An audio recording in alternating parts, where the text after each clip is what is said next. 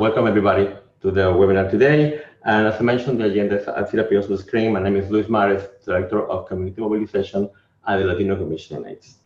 The webinar is being recorded and will be available in our website and Facebook page after the webinar is completed.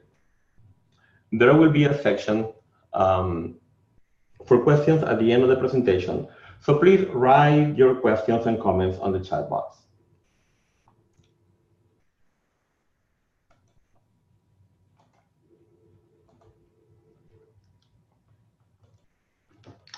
To start, I'd like to share a few details about the Latino Commission on AIDS. The Commission was founded in 1990 with the purpose of leading health advocacy efforts for Latinos, promote HIV education, develop models for prevention programs for high-risk communities, and to build capacity in community-based organizations. Initially, our focus was to meet the health challenges and address the impact of HIV and AIDS in Latin communities nationwide. But with time, we have expanded to addressing other health concerns such as hepatitis, sexual transmitted infections, tuberculosis, etc. We are a nonprofit organization committed to creating and promoting a safe space for our community. So the timing of our webinar is also significant. It is officially Hepatitis Awareness Month. This is the second of 4 webinars the Commission is hosting as part of our campaign for National Hispanic Hepatitis Awareness Day 2019. Since 2013, the Latino Commission on AIDS, in collaboration with partners nationwide, honored National Hispanic Hepatitis Awareness Day every May 15 to create awareness among the Hispanic community on the effects of the viral hepatitis epidemic and to promote testing, vaccination, and treatment, disseminating information and education through webinars such as this one and through press releases. We also celebrate National Hepatitis Testing Day on May 19. For those who are attending from New York City, I would like to extend the invitation for you to attend the New York City HepVu event, a press conference on May 15 that is organized by a coalition of organizations from the City of New York that works in the hepatitis area. It will happen on May 15 at 11 in the morning at the Staples City Hall. We will send an invitation by email in the following days. These are all important opportunities to raise awareness about hepatitis C and its impact on our community and to encourage people to get tested. And now a quick look at the epidemic nationwide. Hepatitis C is a leading cause of liver-related morbidity and mortality in America. It is estimated that 2.3 million people were living with hepatitis C between the years of 2013 and 2016, and hepatitis C and other infectious diseases such as HIV and hepatitis B are often overlooked consequences of America's opioid crisis. But what's the good part of everything? There is hundreds of thousands that have been cured of hepatitis C with direct-acting antiviral treatments. The bad part is even more, a higher number of people may not know they are infected. CDC estimates 50% of people living with hepatitis C are not yet diagnosed. And the challenge is there is a growing number of younger American people that are becoming infected due to drug injection use. According to the CDC, more than 41,000 Americans were newly infected with hepatitis C in 2016, compared to 34,000 in 2015.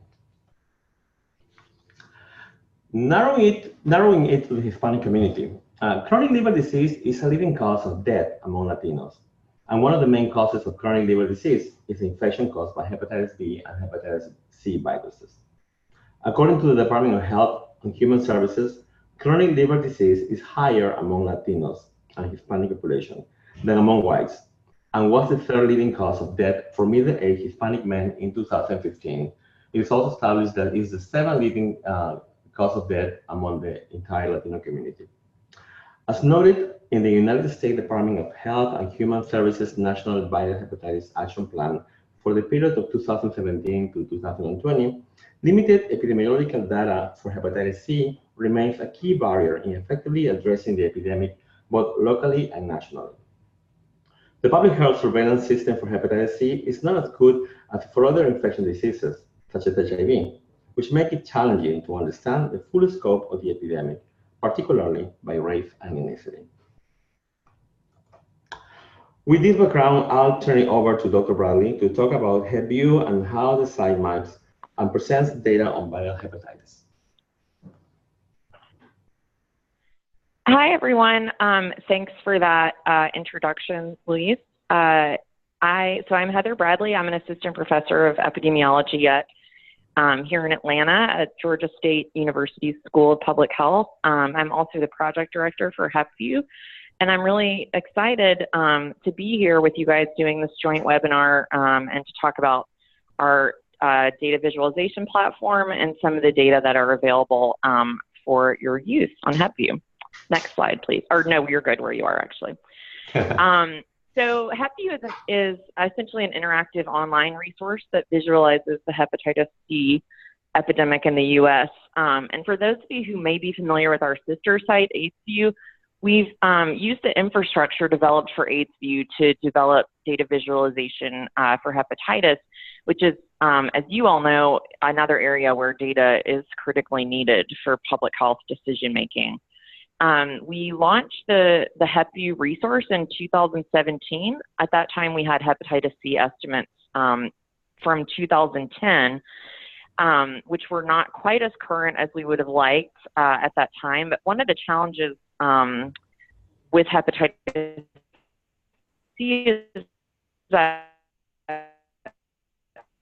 we don't have as robust as some other infectious diseases like HIV, in which all cases would be reported to states and then to CDC.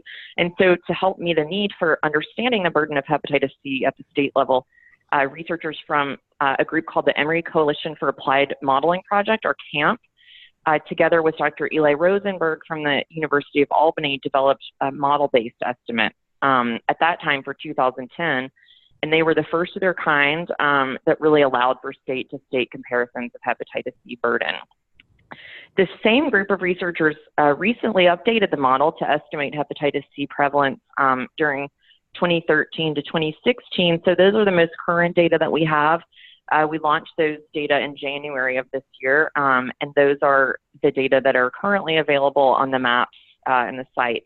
And so I'll go into a little bit more detail on those data in just a few minutes. I did want to say that the CAMP model work is supported by and done in collaboration with CDC epidemiologists.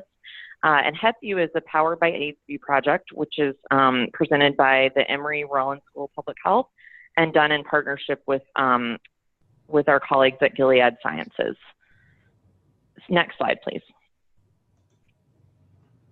So the mission for HalfView that really extends to HepVu is to make data widely available, easily accessible, and locally relevant to inform public health decision making.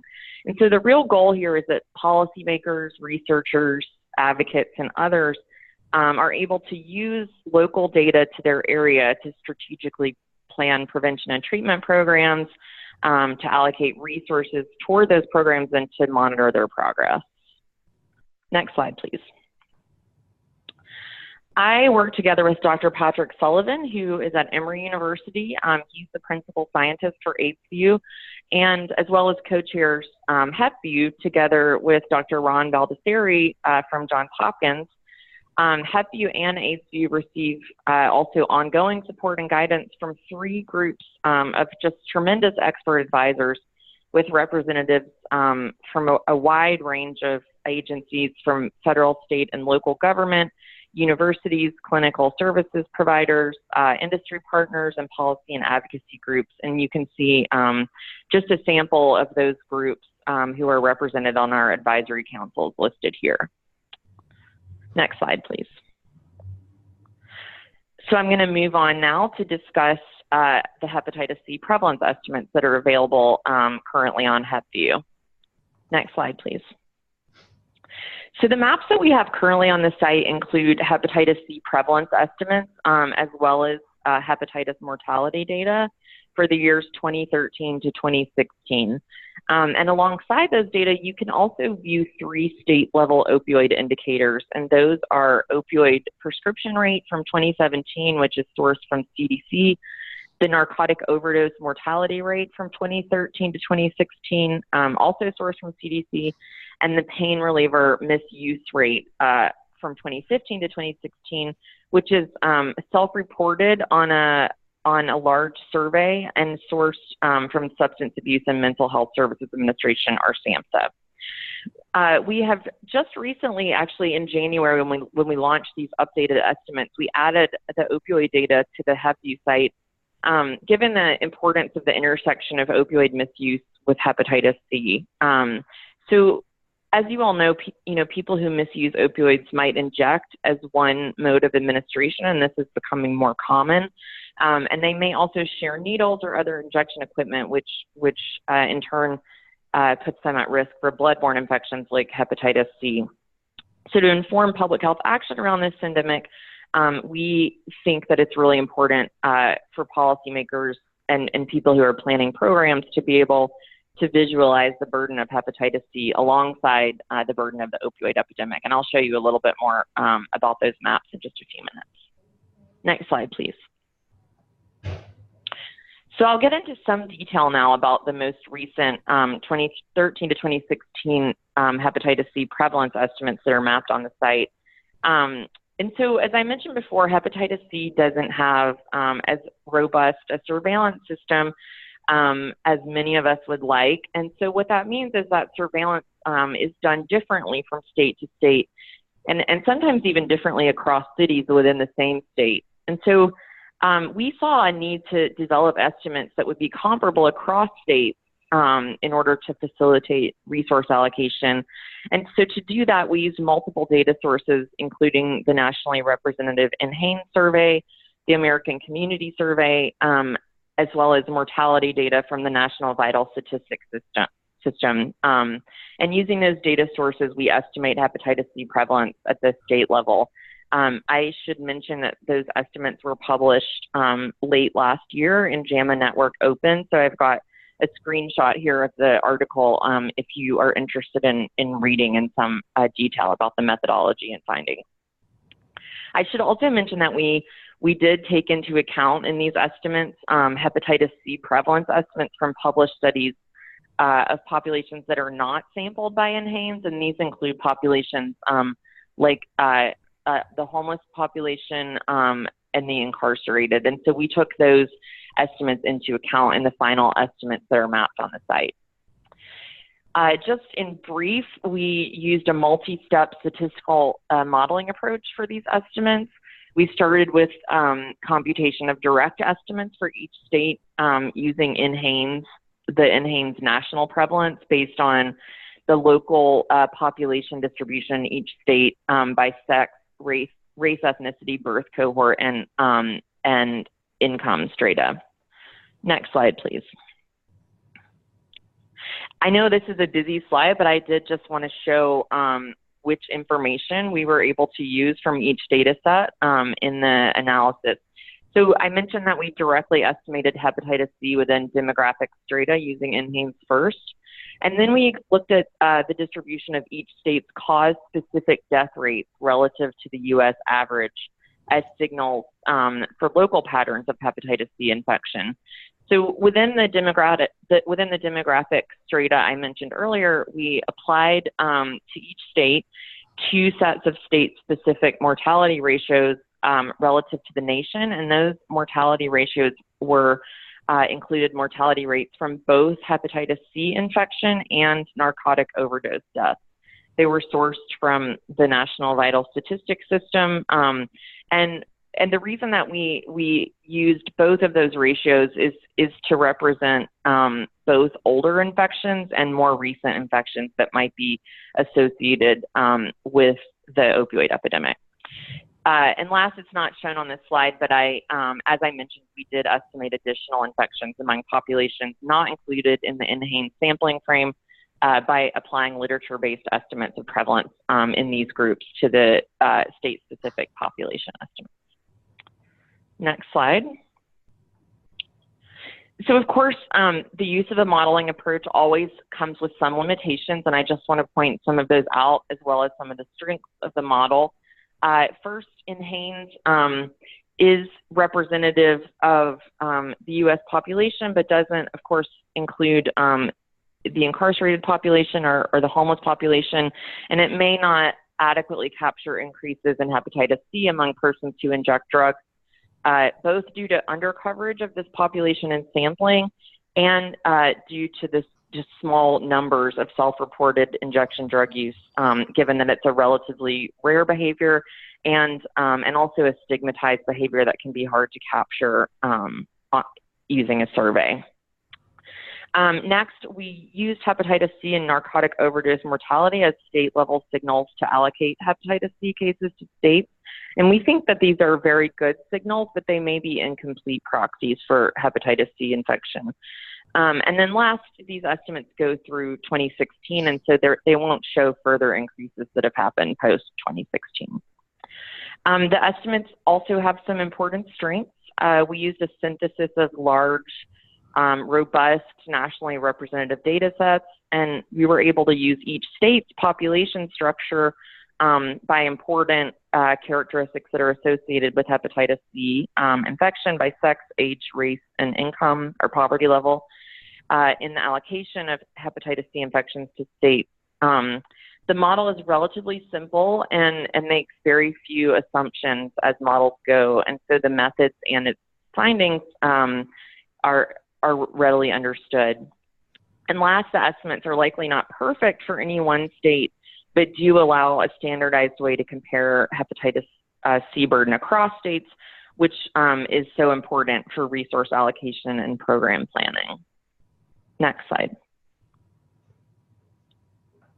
So the estimates that I've been describing form the basis of our current maps, and you can see one of those maps shown here. This is a map of hepatitis C prevalence across U.S. states.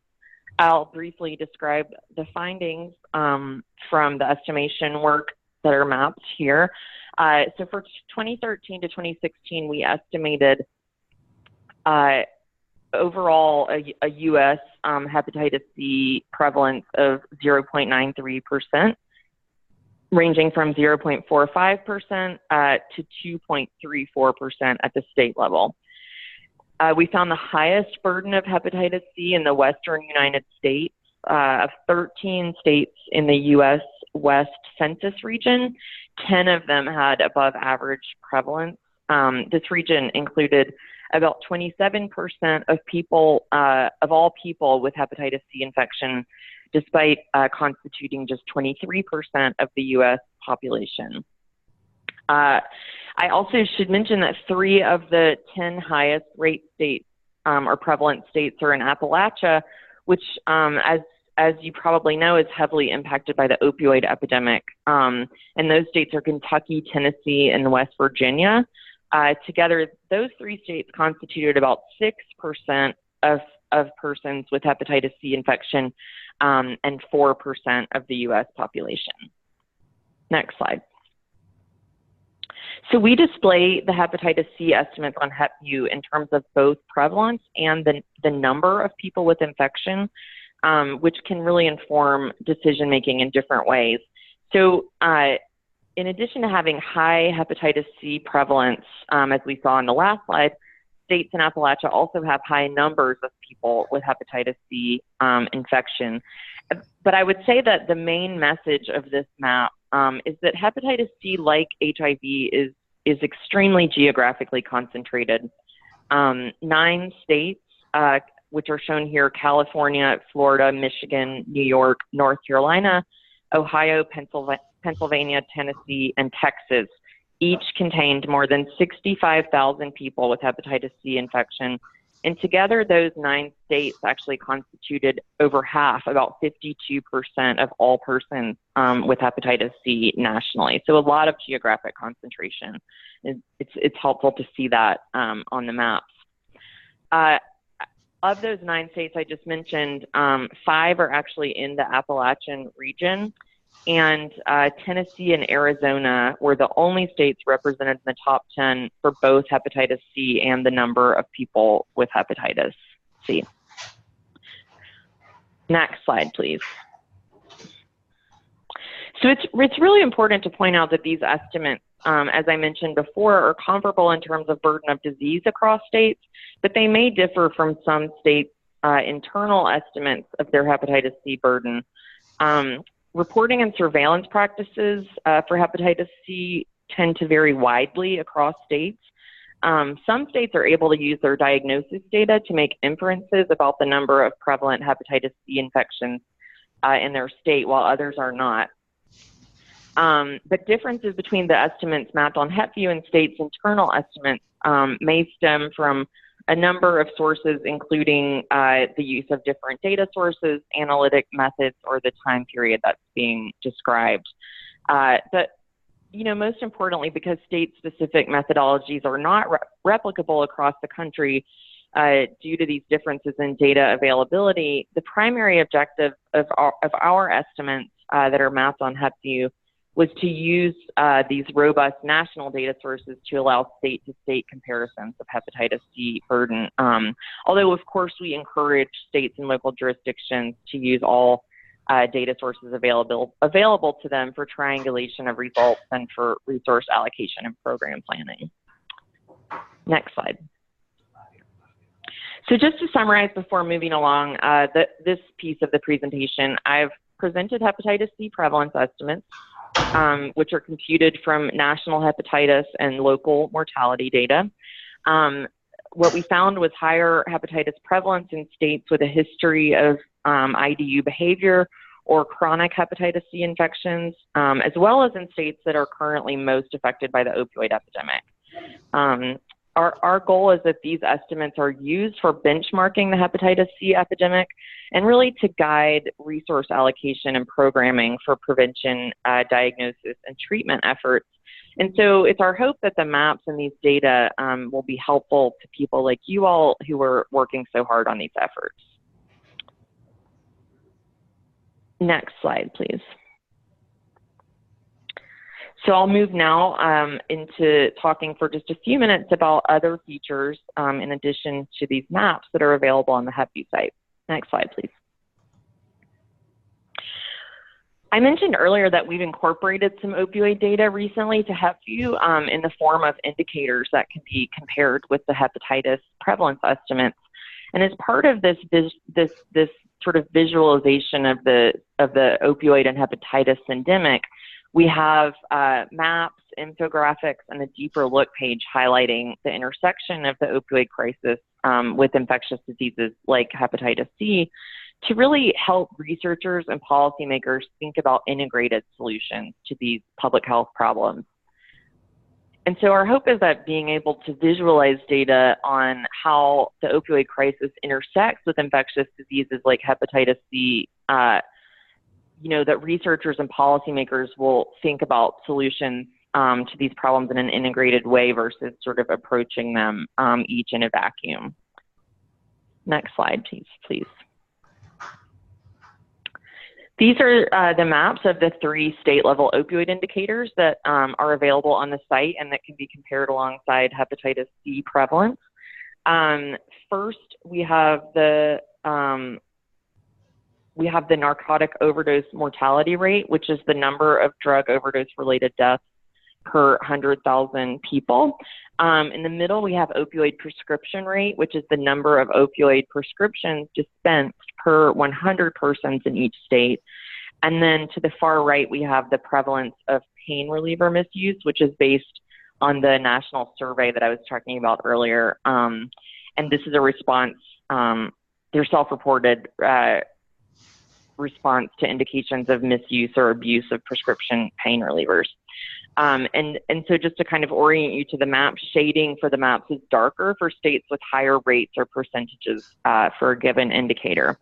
And what we see just at a glance is that hepatitis C burden of disease, which we saw in the previous maps, tracks pretty closely with opioid-related morbidity and mortality, particularly in states in the Appalachian region. I do want to add that we'll be launching modeled state-level hepatitis C prevalence stratified by other characteristics at the state level, so by sex, age, and race ethnicity in the next few months. And that just as a preview, those stratified rates in the younger age group tend to track even more closely with the opioid indicators shown here. Next slide, please. I also mentioned the deeper look pages that are available on HepVu, as well as our sister site, HalfView. You can see on the left side of the screen here a screenshot of our deeper look page on opioids. This page provides really an in-depth look at the impact of the opioid epidemic on hepatitis C prevalence in the U.S., but it also includes a number of other resources like shareable infographics, expert blog posts, and a really nice graphic illustrating the opioid misuse and hepatitis C syndemic. So this is basically a one-stop shop for everything available on HepVu about hepatitis C and opioids. We try to make it easy for you to find everything in one place. Next slide, please.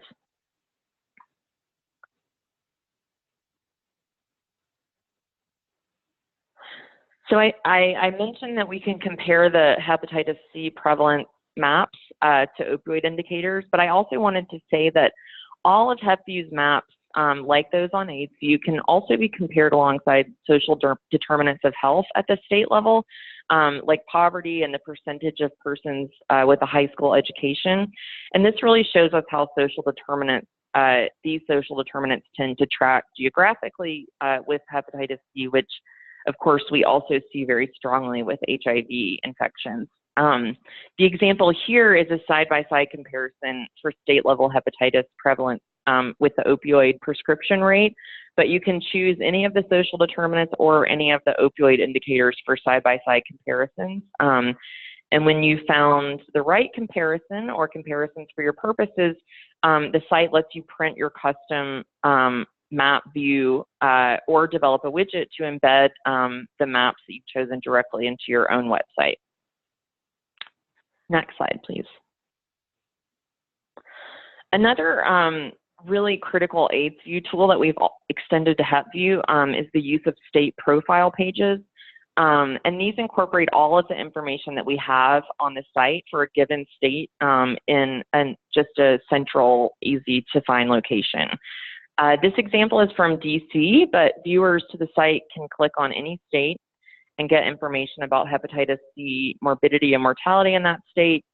It will also give you regional and national comparisons between that state and the rest of the country.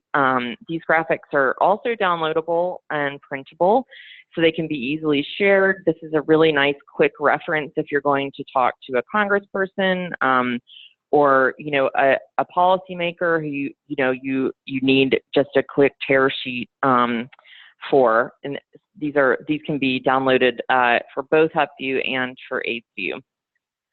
And I should say that when we release data later this year, stratified by other characteristics, those data will also be available on the state profile pages. Next slide.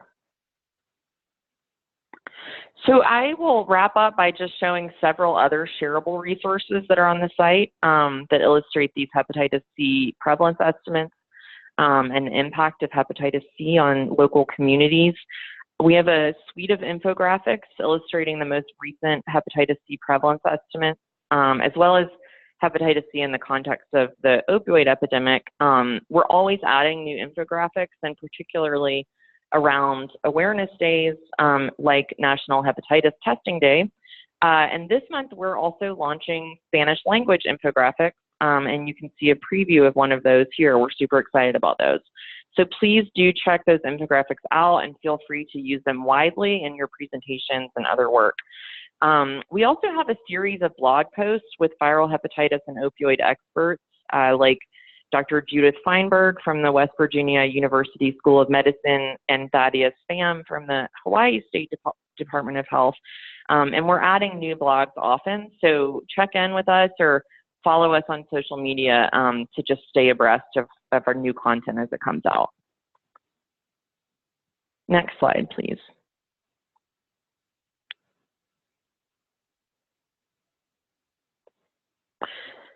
So just to summarize what will be coming later in 2019 on HepVu, as I said, in a few months we'll be releasing the 2013-2016 estimates stratified by characteristics at the state level. We also have plans to publish additional opioid data for use as comparison maps and just simply for mapping the opioid epidemic. And last, stay tuned for new Hepatitis Awareness Month infographics coming soon, as well as our ongoing blog series with experts. Next slide, please. So these are a few ways you can find us and follow us at HepVu to know when we're releasing new material. I really appreciate you guys joining the webinar and hope that you find the site helpful. Always feel free to shoot us a message at info@hepvu.org if you have suggestions or just to let us know how you're using the data and the site. We always enjoy hearing from users. So I'll turn it back over to Luis to close the webinar now.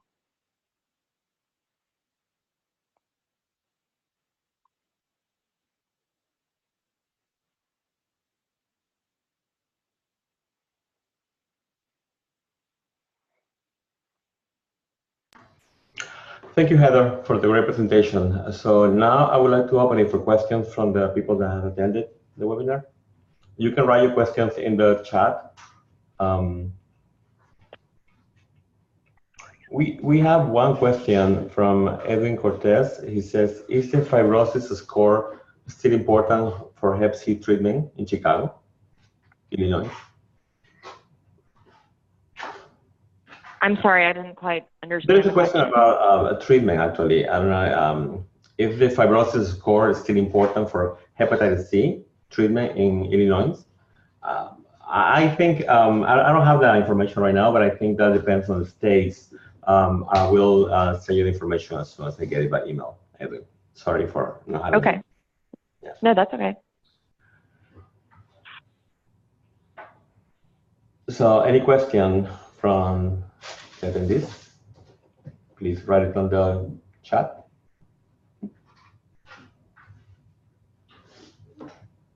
You got it.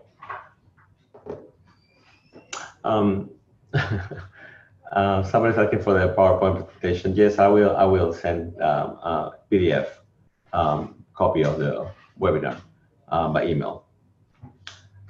A question, there's a question in the chat, Heather? Yeah, I see a question about Yeah. whether HepVu can be downloaded as an app. So we don't have an app, but our site is very mobile friendly. So I think if you go to the site from your mobile phone, you'll find that all of the features are available for use on your mobile device. Any other question for Heather?